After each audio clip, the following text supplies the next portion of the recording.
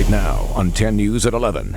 A man attacked while sitting in his car. The search for the suspect armed with a machete. The medical examiner identifying the man who led police on a chase from Riverside County to the front door of Rady Children's Hospital. The string of crimes the FBI says he may be connected to. A decades-old mystery is now over for a local family. This is a great ending, a closure. The simple test that helped them find their loved one killed in World War II. 10 News begins with breaking news. A man is in the hospital tonight after he was attacked by another man with a machete. This happened while the victim was just sitting in his car. Good evening, I'm Steve Atkinson. And I'm Kimberly Hunt. 10 News reporter Anthony Pura is in Talmadge where the attack happened. And Anthony, police say the man threw the machete at the victim. Kimberly, Steve, very terrifying for the victim. You can see over here some broken glass still on the street. This was from the attack. Now, police say the victim spoke primarily Cambodian, so they're dealing with a little bit of a language barrier, and it's been a little hard getting all of the details.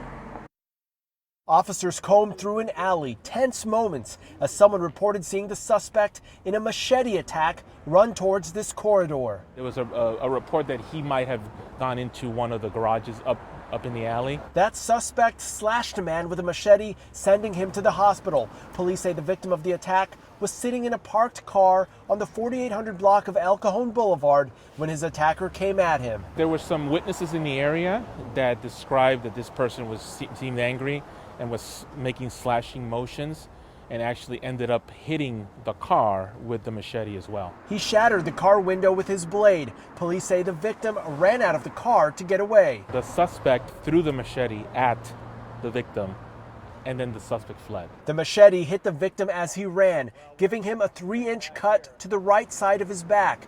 Emergency crews took him to the hospital. He's expected to be okay. And after a thorough search of this alley, police did not find their machete-throwing man. He is still on the run. Now, police don't have a very good description of the suspect, only that he was wearing a blue shirt and blue pants and headed north after the attack. Now, they do have the machete that he left behind on scene that's been taken to the crime lab for processing, hoping to get some clues from that. We're reporting live tonight in Talmadge. Anthony Pura, 10 News. Anthony, thank you. And just last week, a 10 News viewer sent us this video of a fight with a machete in a man's front yard. Ring video captured that late night fight in Escondido. A man apparently confronted 3 teenagers with the machete. One of those teenage boys was taken to the hospital with a cut to his head. Now to the new information from the overnight standoff at Rady Children's Hospital. FBI officials are now saying they believe the driver was a man wanted for multiple armed robberies throughout Southern California. Our 10 News reporter Laura Acevedo is live from the hospital. Laura, this man was caught on bank security cameras at least 3 times. He was, and FBI officials say they knew this suspect as the masked Man Bandit. They think it's the same suspect from yesterday based on similarities from multiple bank robberies. The FBI says this is the man they believe led officers in a pursuit through 2 counties that ended in an hours-long standoff right outside Rady Children's Hospital Wednesday night. The medical examiner says last night's suspect was Rolando Fermista. FBI officials say based on his MO, he is someone they know as the masked Man Bandit. A spokesperson tells 10 News they believe the 53-year-old is connected to 4 other bank robberies in San Luis Obispo, Riverside, and San Bernardino counties, dating back to April of last year. Fermista led officers on a pursuit Wednesday night that started in Riverside County, coming to a stop outside the emergency room of the hospital. Fermista refused to come out, leading to an hours-long standoff, forcing parts of the hospital to evacuate or shelter in place. Officers tried using flashbangs and pepper balls to get Fermista to get out of the car, but were unsuccessful. The standoff ended when Fermista took his own life. No one else was hurt.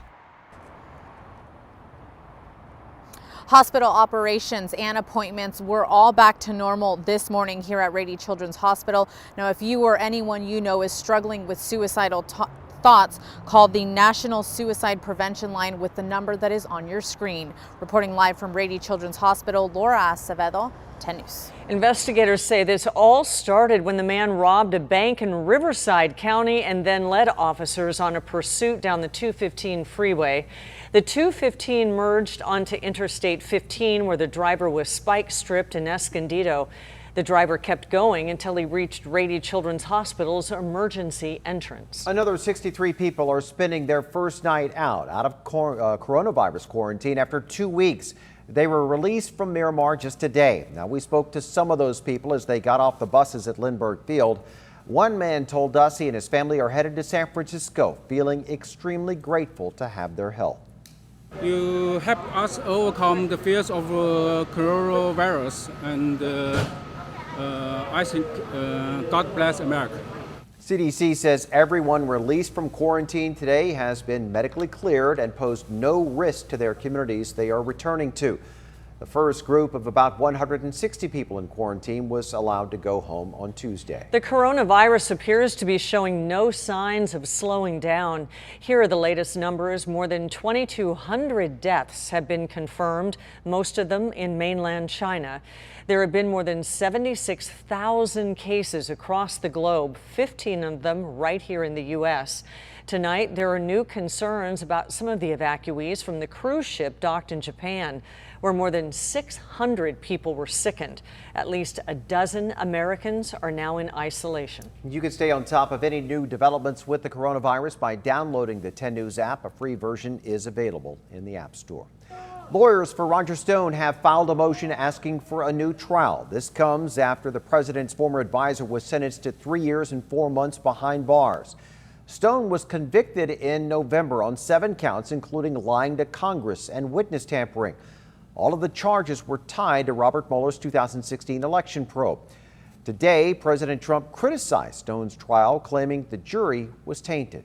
I'm following this very closely, and I want to see it play out to its fullest because Roger has a very good chance of exoneration, in my opinion. The judge says that she will delay issuing Stone's sentence until she looks into those accusations. It's not clear when Stone will start his prison time. A mother and son are set to be in new local ads aimed to keep people from becoming addicted to opioids. My son made an uneducated choice, and now he's a quadriplegic. Sherry Rubin's son Aaron nearly died after he overdosed on OxyContin in 2005. She says more than anything, he didn't understand the dangers. A new 6-month campaign called the San Diego Opioid Project is hoping to change that. Part of the campaign will be targeted to social media ads. We wanted to invest in something that uses that preventative marketing that actually switches the way you think about an issue. Also part of the campaign, first responders who arrive at overdoses will be armed with information packets. There will also be a series of town halls. A construction worker is being treated for serious burns after falling into a large hole on the UCSD campus. Now, the man fell about 30 feet this afternoon off Matthews Lane and Boyd Drive. We're told that he landed on steam pipes, which burned him. He was taken to UCSD Medical Center. Last July, a construction worker was killed at a different site on campus when a rebar wall collapsed on him. This is a great ending, a closure. A Marine killed in World War II finally getting the burial he deserves. Private First Class Raymond Warren Jr. fought and died in the South Pacific, but his remains were never found.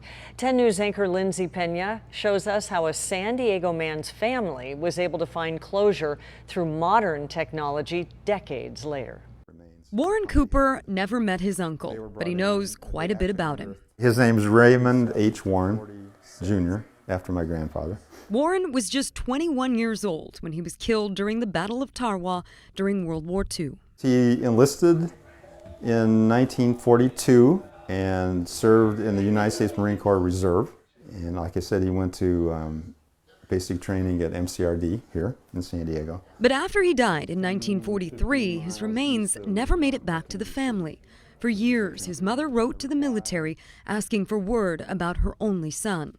It wasn't until last year that hope arrived in the form of a letter to Cooper, asking for a sample of his DNA to make a positive match to remains recently found. A citizen from Tarawa was working in his backyard, was digging, I think it was going to be a barbecue pit or something, and started uncovering human remains. Cooper says the family is forever grateful to the Defense POW MIA Accounting Agency, who used not only the DNA evidence, but forensic anthropology and a long list of other resources to make this all possible. It's really a huge task, very, very big.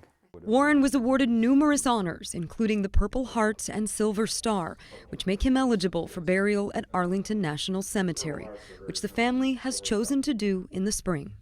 And although his grandparents aren't here to see this remarkable turn of events, Cooper knows just how much it would mean. How it deeply affected them. And so I thought, this is a great ending, a closure, so to speak. We're the only ones to recognize it, but in essence, a closure for our family. So. Lindsay Pena, 10 News.